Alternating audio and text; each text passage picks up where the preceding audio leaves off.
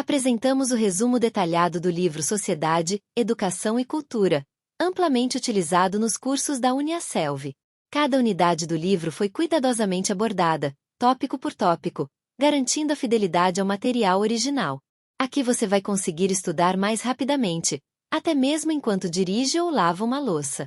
Para quem deseja um acompanhamento mais completo, disponibilizamos um e-book com a transcrição exata deste conteúdo.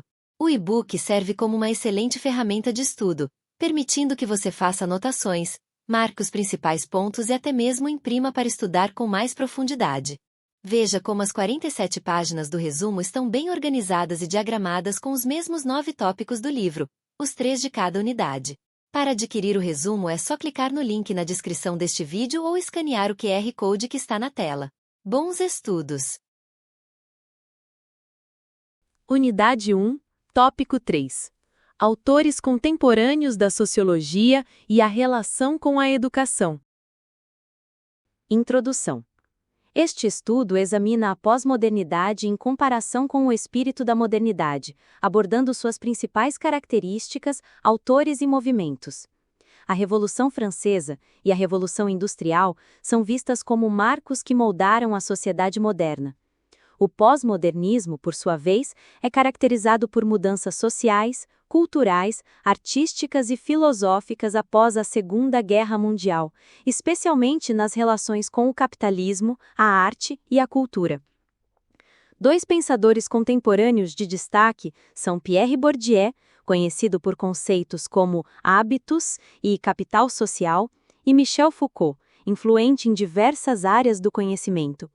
Por fim, Zygmunt Bauman cunhou o termo modernidade líquida para descrever a fluidez da sociedade contemporânea e seu impacto na educação. Sociologia e pós-modernidade. A sociedade contemporânea, marcada por eventos cruciais, apresenta características notáveis em vários campos sociais, políticos e econômicos.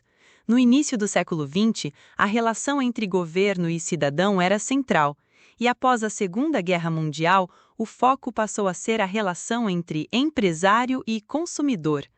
As divisões sociais se ampliaram, reforçando desigualdades, enquanto a economia evoluiu do capitalismo industrial para o financeiro e, posteriormente, para o informacional. Nesse contexto, os direitos humanos se expandiram para incluir direitos sociais, étnicos, ambientais, culturais e de gênero, e a educação passou a ser vista como um direito fundamental. Além disso, a cultura de consumo ganhou força e a diversidade religiosa aumentou, com um crescimento notável do ateísmo. O neoliberalismo tornou-se predominante em termos de política econômica.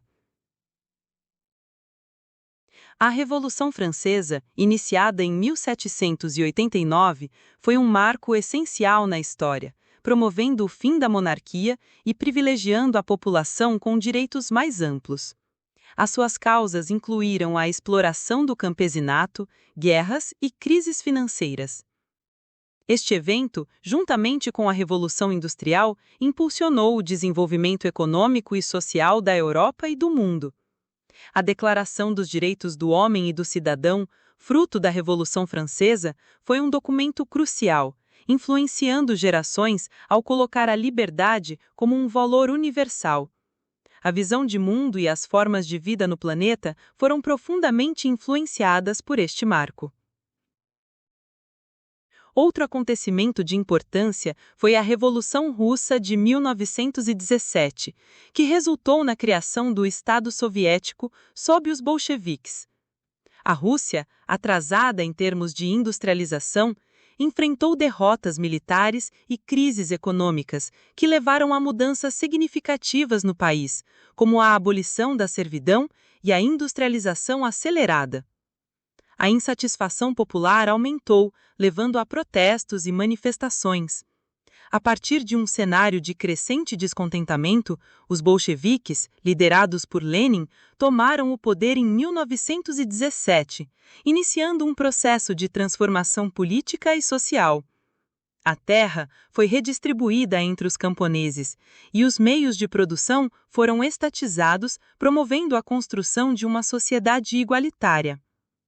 A Revolução Russa influenciou governos e movimentos sociais em todo o mundo, moldando a forma como a política e a economia seriam conduzidas no século XX. A era contemporânea também foi marcada por duas grandes guerras mundiais. A Primeira Guerra Mundial, de 1914 a 1918, foi devastadora, conhecida como a Grande Guerra, devido ao seu impacto catastrófico. A Segunda Guerra Mundial, que ocorreu de 1939 a 1945, envolveu várias partes do mundo e resultou na morte de milhões de pessoas e em uma destruição material massiva. Este conflito foi travado entre as forças aliadas e o eixo, resultando em profundas transformações geopolíticas e sociais. Durante as décadas de 1960 e 1970, vários movimentos sociais emergiram, incluindo o movimento feminista, o movimento negro, a liberação gay e o movimento ambientalista. O movimento ambientalista, em particular, ganhou força com a crescente consciência sobre o impacto da ação humana no meio ambiente. Organizações como a WWF e o Greenpeace surgiram buscando soluções para os problemas ambientais globais. No Brasil, o movimento ambientalista também se consolidou, com a formação de organizações como a SOS Mata Atlântica, voltada para a preservação da Mata Atlântica e a promoção da sustentabilidade.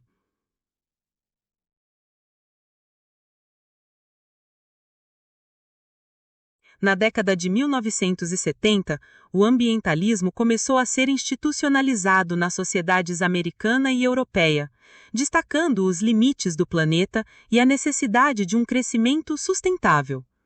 A primeira Conferência Internacional sobre Meio Ambiente Humano, realizada em Estocolmo, marcou um momento significativo nesse debate.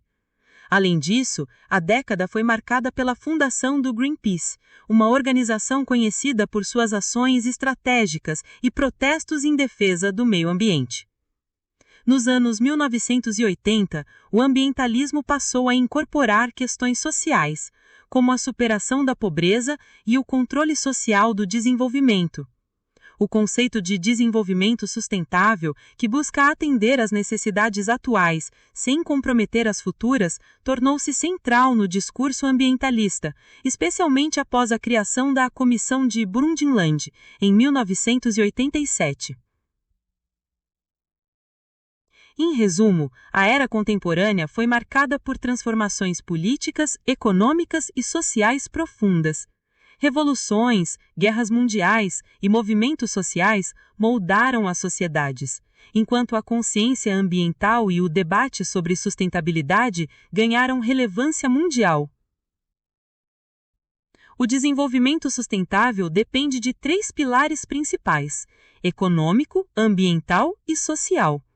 Esses pilares visam proporcionar crescimento econômico, preservação do meio ambiente e redução das desigualdades.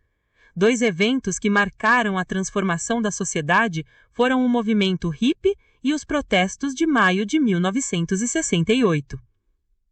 Após as guerras mundiais, a vida social passou por uma reformulação significativa. Na década de 1960, o movimento hippie emergiu com uma nova visão de mundo, contestando os valores capitalistas vigentes. Jovens, em sua maioria, deixavam suas famílias e adotavam um estilo de vida alternativo, envolvendo-se com música, drogas alucinógenas e comportamentos contrários às normas da sociedade. Tornaram-se conhecidos como a geração da paz e amor, e além de promoverem essa mensagem, também participaram ativamente de debates políticos. Entre seus grandes feitos, destacaram-se na luta pelos direitos civis e contra as guerras da época, enfrentando repressão e sendo frequentemente retratados como marginais. No Brasil, esses ideais rapidamente se espalharam, especialmente entre estudantes e artistas. Durante a ditadura militar, os jovens buscavam mudanças sociais como igualdade de direitos e liberdade de comportamento, enfrentando repressão, prisões e até mortes. Já maio de 1968 foi um marco para a mobilização estudantil. Influenciados por ideias anarquistas e marxistas, os estudantes franceses iniciaram protestos contra o sistema educacional e a sociedade capitalista do país. Com o apoio de trabalhadores, os protestos paralisaram a França e seus ecos se estenderam pelo mundo. Além disso, outros movimentos contestavam questões globais, como a Guerra do Vietnã e o racismo. Os protestos em Nanterre e Sorbonne foram reprimidos violentamente pela polícia, mas isso só intensificou a mobilização, que passou a incluir mais reivindicações, como a igualdade de gênero nos alojamentos. Os trabalhadores, em apoio aos estudantes, convocaram uma greve geral, envolvendo cerca de 10 milhões de pessoas. Ocupações de fábricas e negociações entre governo, sindicatos e empresários resultaram nos acordos de Grenelle, que garantiram aumentos salariais e redução da jornada de trabalho. Contudo, as concessões foram vistas por parte dos trabalhadores como insuficientes, e o governo recorreu à repressão. Enquanto isso, os estudantes mantinham sua mobilização, construindo barricadas em Paris e produzindo cartazes com mensagens contra o capitalismo e o governo de De Gaulle. A expressão "é proibido proibir" tornou-se um símbolo dessa época. No entanto, o movimento perdeu força no fim de maio, com o retorno de parte dos trabalhadores ao trabalho e a repressão do governo. Maio de 1968 tornou-se um símbolo da luta estudantil, mas não trouxe a revolução esperada. Outro evento marcante para a era contemporânea foi a Revolução Industrial, que transformou a produção artesanal em mecanizada, acelerando a fabricação em larga escala e exigindo mudanças nos meios de transporte e na organização do trabalho. O desenvolvimento tecnológico impulsionado pela Revolução Industrial teve múltiplas fases, incluindo a Segunda Revolução Industrial, centrada na criação de motores a combustão, e a Terceira Revolução Industrial, marcada pelo avanço na microeletrônica, nanotecnologia e engenharia genética.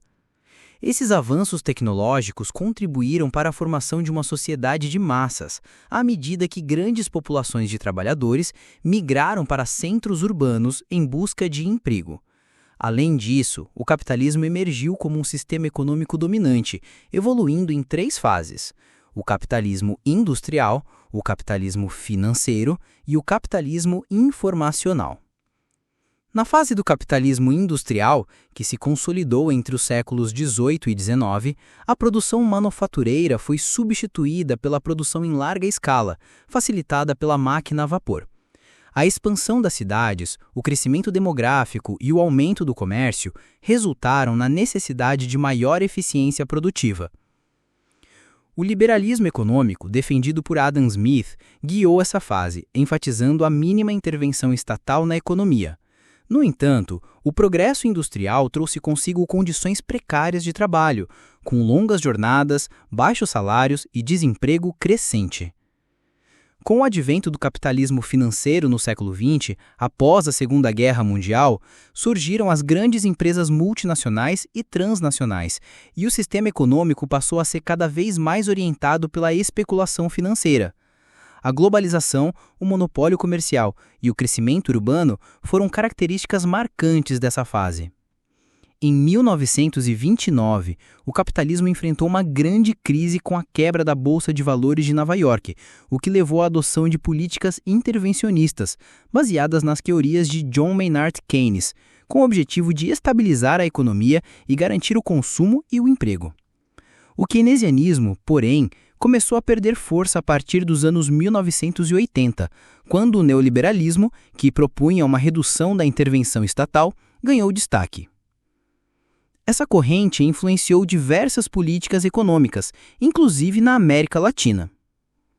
Durante a Guerra Fria, o capitalismo competiu ideologicamente com o comunismo, defendido pela União Soviética, mas o capitalismo acabou prevalecendo globalmente após o colapso do bloco comunista. No final do século XX, o capitalismo informacional ganhou destaque, impulsionado pela revolução tecnológica. Esse novo cenário foi caracterizado pela aceleração dos fluxos de informações, mercadorias e capitais, resultando em uma nova estrutura social, baseada na globalização e nas inovações tecnológicas. O filósofo Manuel Castells foi um dos primeiros a discutir o conceito de capitalismo informacional, destacando a mudança das práticas culturais e sociais, em resposta às transformações tecnológicas. A modernidade, surgida com o iluminismo e predominante até metade do século XX, baseava-se na crença no progresso científico e racional. Esse período foi marcado pela ruptura com o pensamento tradicional religioso, conforme os indivíduos passaram a adotar uma visão mais racional do mundo. Max Weber se referiu a esse fenômeno como o desencantamento do mundo, no qual a razão instrumental passou a guiar as ações humanas. No entanto, a modernidade também trouxe segregação social e conflitos globais, evidenciando a falibilidade do ideal de progresso ilimitado.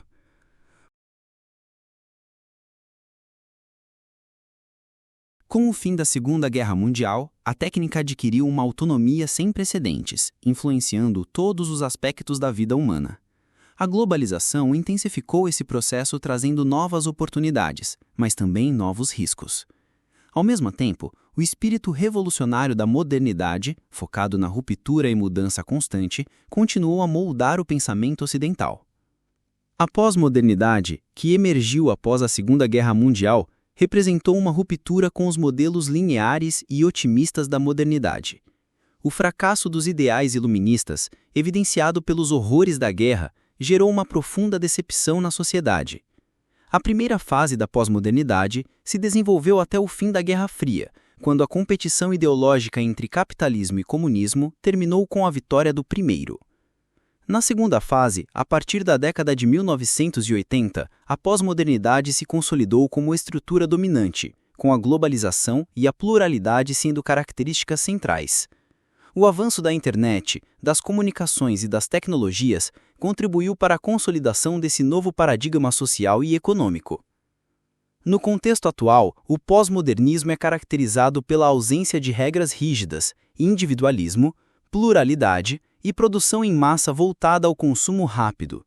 A mistura entre realidade e imaginação, o hiperrealismo e a disponibilização de vastas quantidades de informação também são marcas dessa era. O conceito de pós-modernidade, dividido em duas fases, reflete a complexidade das mudanças sociais, culturais e tecnológicas que moldaram a sociedade contemporânea. Além disso, a relação entre o progresso tecnológico e as transformações culturais tornou-se evidente, revelando uma sociedade em constante mutação.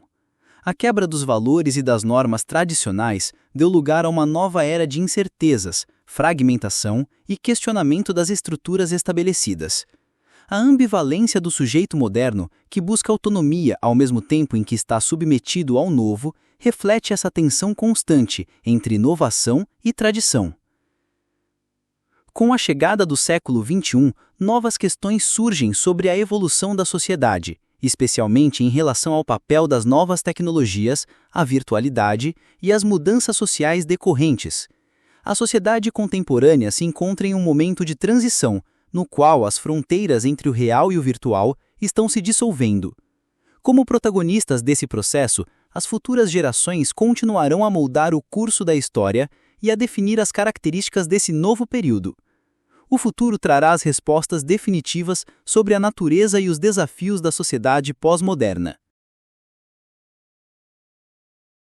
Pierre Bourdieu, Michel Foucault e a educação. Pierre Bourdieu foi um dos mais influentes pensadores do século XX, com uma vasta produção intelectual no campo das ciências sociais, especialmente na sociologia e antropologia. Ele desenvolveu conceitos como hábitos, campo e capital social, que se tornaram centrais para o entendimento da estrutura social e das dinâmicas de poder. Seus estudos sobre educação, cultura e sociedade lançaram luz sobre a maneira como as desigualdades sociais se perpetuam através de mecanismos simbólicos e materiais. Nascido em Denguin, França, em 1930, Bourdieu começou seus estudos em sua cidade natal e depois mudou-se para Paris, onde estudou filosofia. Após prestar serviço militar na Argélia, lecionou na Faculdade de Argel. De volta à França, trabalhou com Raymond Aron e tornou-se secretário-geral do Centro Europeu de Sociologia. Suas pesquisas nas décadas de 1960 e 1970 revolucionaram a sociologia ao investigar as práticas culturais e de consumo dos europeus, culminando na publicação de obras como Anatomia do Gosto e A Distinção. Bourdieu argumentou que o gosto cultural e os estilos de vida não são meramente uma questão de preferência individual, mas refletem trajetórias sociais e disputas de poder. Para ele, o capital, em suas várias formas, econômico, cultural e social, define o acesso aos recursos e o prestígio social. O capital econômico é o mais evidente, composto de recursos financeiros e propriedades.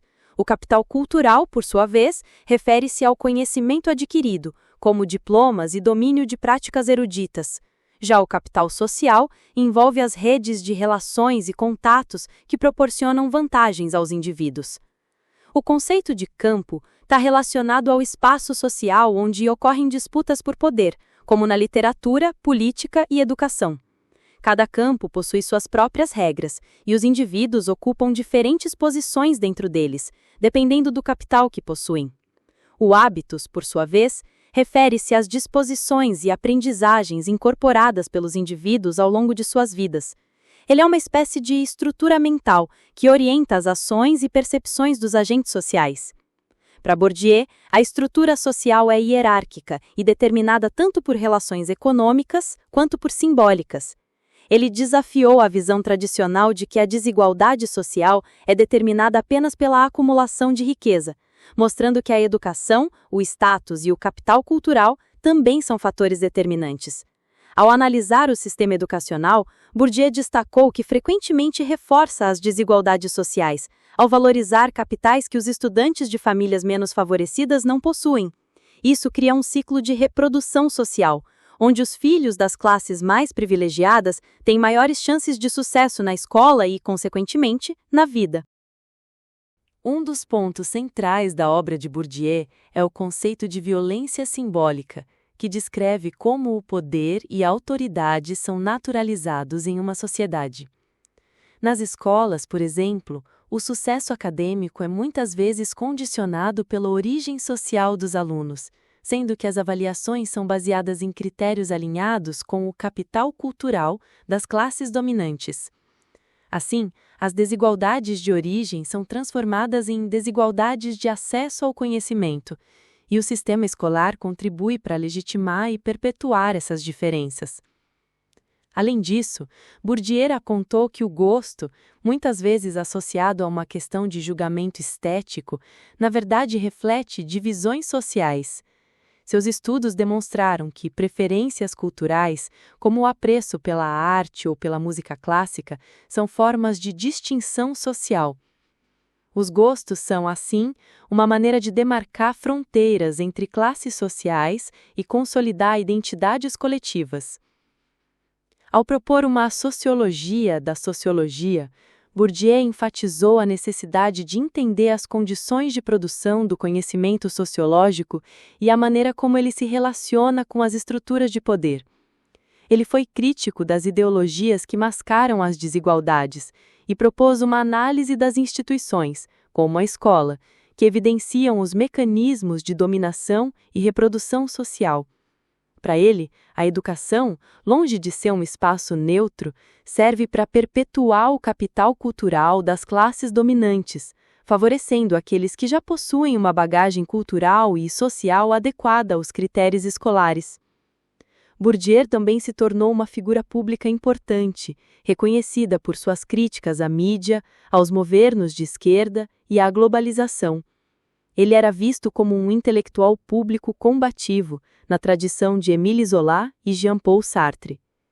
Sua influência no campo da educação foi significativa, especialmente nas décadas de 1970 e 1980, com suas teorias de reprodução social levantando questionamentos sobre a neutralidade das instituições educacionais.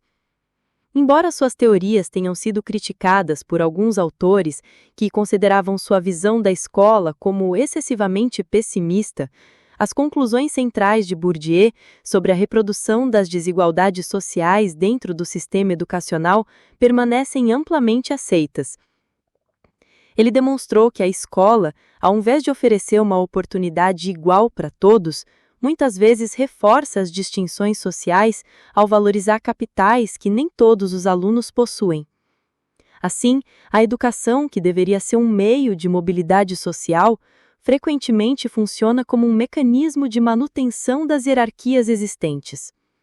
Por fim, a contribuição de Bourdieu para o entendimento das dinâmicas sociais e educacionais foi imensa. Ele ofereceu uma nova perspectiva sobre como as desigualdades são reproduzidas nas diversas esferas da vida, desde a escola até as práticas culturais.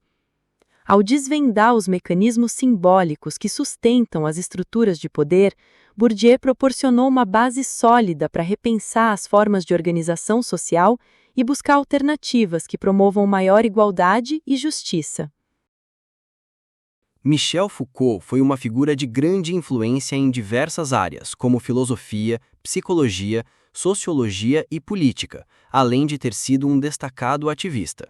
Sua trajetória acadêmica foi marcada por uma formação sólida em filosofia e psicologia, com passagens por importantes instituições como a École Normale Supérieure e a Sorbonne, onde publicou suas primeiras obras. Ao longo de sua carreira, atuou como professor em universidades na França e na Tunísia, além de ter lecionado em Berkeley, na Califórnia.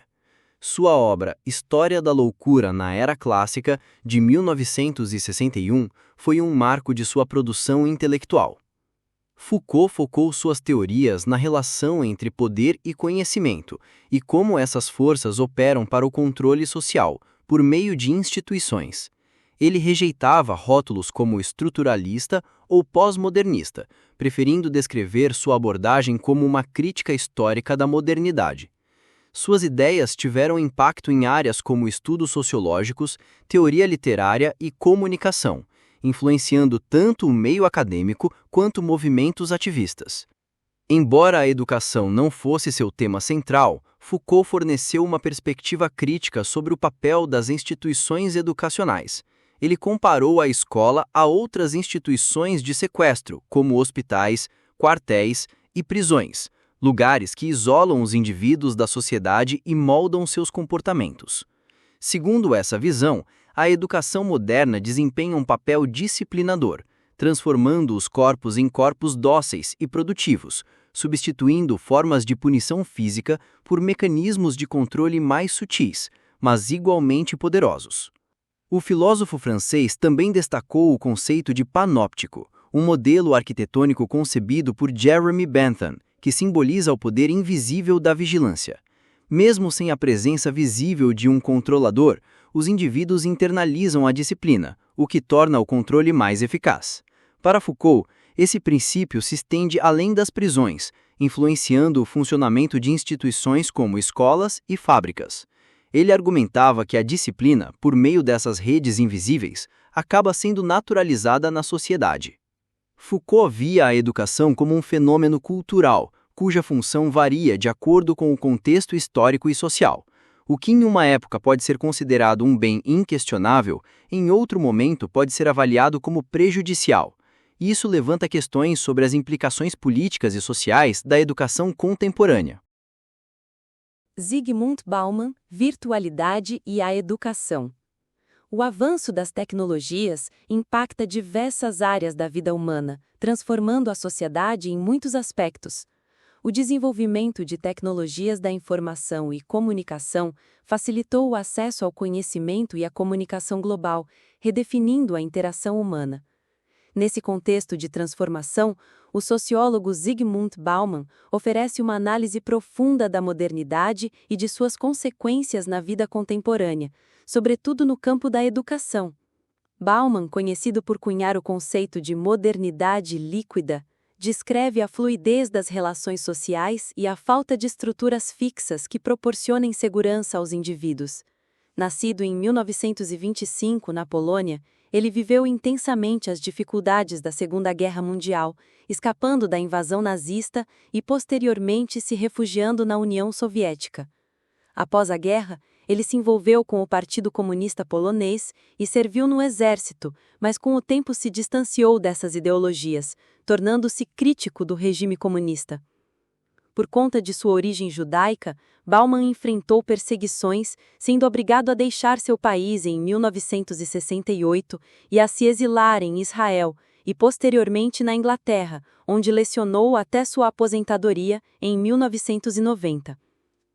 Bauman via a sociedade moderna em constante mudança, sobretudo com as transformações trazidas pela globalização, que exacerba desigualdades e mascara injustiças entre as grandes potências e os países periféricos. Ele aponta que as inovações tecnológicas e as transformações culturais e econômicas têm alterado profundamente a forma como os indivíduos interagem entre si e com o mundo. No entanto, essas mudanças, em vez de trazerem mais estabilidade e perspectiva de futuro, têm gerado uma existência imediatista e temporária, com pouca esperança em relação ao que está por vir. A educação, nesse cenário, enfrenta grandes desafios. Segundo Bauman, o excesso de informações disponíveis na era digital não se traduz em sabedoria. A sociedade atual, que migrou de um estado sólido para um líquido, vive sob a lógica da performance individual, na qual as pessoas são constantemente pressionadas a nadar ou afundar por conta própria. Isso reforça a ideia de que o sistema educacional contemporâneo muitas vezes reproduz privilégios entre gerações, concentrando as melhores oportunidades nas mãos de poucos.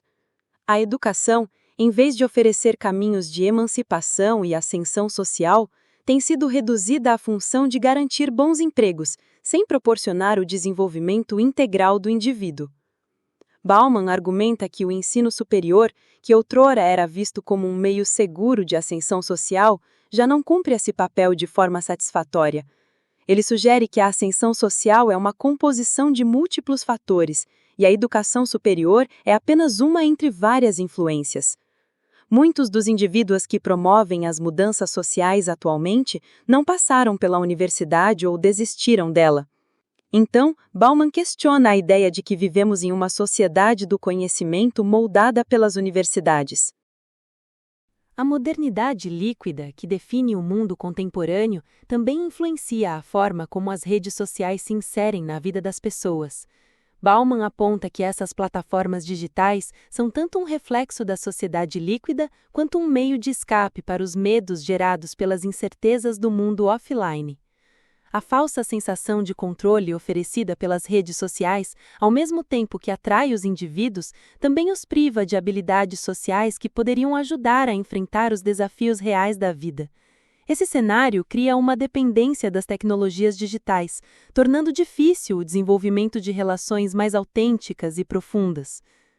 A educação, nesse contexto, precisa ser pensada como um processo contínuo ao longo da vida, já que as mudanças sociais e tecnológicas são rápidas e imprevisíveis.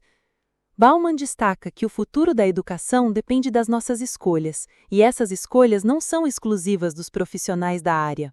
O sociólogo também critica o papel da mídia e da publicidade na formação das crianças e jovens, apontando que, desde cedo, eles são influenciados por discursos que promovem a obediência cega à autoridade, em vez de estimular o pensamento crítico.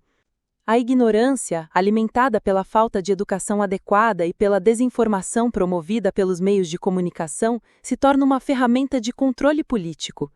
Bauman alerta que, em uma sociedade onde a democracia é enfraquecida, a ignorância deliberadamente cultivada facilita a dominação. Ele ressalta a importância de uma educação que não apenas ofereça conhecimento, mas também promova a capacidade de escolha, fundamental para o exercício da cidadania.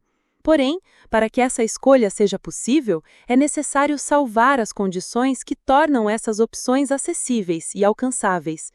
Bauman oferece, assim, uma reflexão crítica sobre a educação e o papel das tecnologias na sociedade contemporânea, destacando a necessidade de repensar os rumos da educação em um mundo em constante transformação. Ele alerta para os perigos de uma sociedade que, ao ignorar as necessidades educativas e políticas, corre o risco de mergulhar em uma espiral de incerteza e controle social. Visite nossa página na Hotmart, onde você vai encontrar os resumos aqui do canal e também materiais de apoio, como o kit de sobrevivência para estudantes EAD, que traz um planner de estudos inteligente, um checklist de técnicas de estudo, um guia de revisão inteligente e técnicas básicas para manter o foco em casa. Tem ainda o e-book Aprendizagem Turbo, onde você vai descobrir como organizar sua rotina de forma estratégica, montar um ambiente de estudos altamente produtivo e aplicar técnicas avançadas de memorização que realmente funcionam. Aprenda a manter o foco, superar a procrastinação e equilibrar os estudos com seu bem-estar físico e mental. É só clicar no link na descrição deste vídeo ou escanear o QR Code que está na tela. Antes de chegar naquela formatura tão sonhada, não esqueça de fazer sua inscrição no canal e deixar aquele like maroto. Compartilhe este vídeo no grupo da tua turma e bora pra cima!